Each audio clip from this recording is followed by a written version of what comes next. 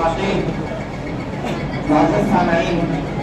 حضرات زبان شناس اہل علم کے درمیان اردو غزل کی مقبولیت کے عنوان سے اپنے چند خیالات کو پیش کرنے کھڑا ہوا ہوں۔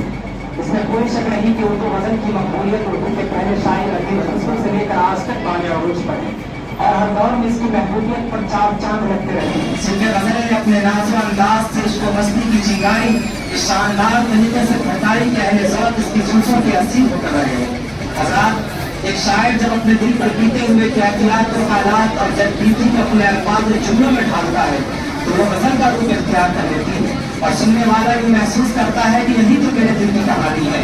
غزل کبھی ایک محبوب کی شکل میں سامنے آتی ہے تو کبھی ایک معشوق کے انداز میں انگڑائی لیتی ہے، کبھی خوشی و مسرت کی دیوی بنتی ہے تو کبھی غم و اندروں کے پہاڑ ڈھاتی ہے، کبھی علم و معرفت کا دریا بہاتی ہے تو کبھی حکمت و دانائی اور جرأت و جوانمردی کا سبق سکھاتی ہے۔ غزل ہر روپ میں زندگی کی جھلکیوں کو پیش کرتی ہے۔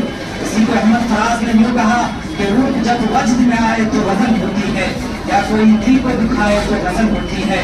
غم جانا ہی پہ موقوف نہیں شعر و غزل، غم دورہ بھی ستائے تو غزل ہوتی ہے۔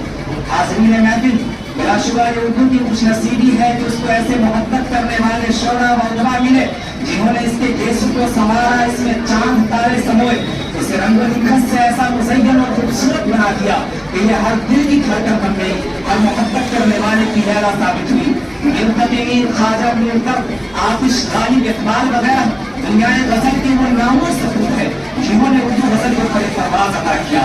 حاضرین گرامی، اردو غزل کی مقبولیت کا راز یہ ہے کہ اس میں جذب و کیف ہے، عشق و محبت کی باتیں ہیں جو دل سے نکلتی ہے اور دل پر اثر انداز ہوتی ہے۔ اردو غزل کی مقبولیت ہی ہے کہ فلمی دنیا میں گائے جانے والے بیشتر مقبول ترین گانے اردو غزل ہی ہیں، اور سب سے بڑھ کر اردو غزل کی مقبولیت یہ ہے کہ اس کے الفاظ و جملے نہایت آسان ہوتے ہیں، جس کی بنیاد پر پہلے لکھے اردو زبان سے آشنا اور ناآشنا سبھی اس کی بول اور نغمگی سے متاثر ہوتے ہیں۔ لہٰذا ضرورت اس بات کی کہ اردو زبان کو پھیلایا جائے تاکہ ہر زبان میں اتفاق ہو کہ نقش پیاری ہو، اس کی شوقی تحریر کا۔ السلام علیکم۔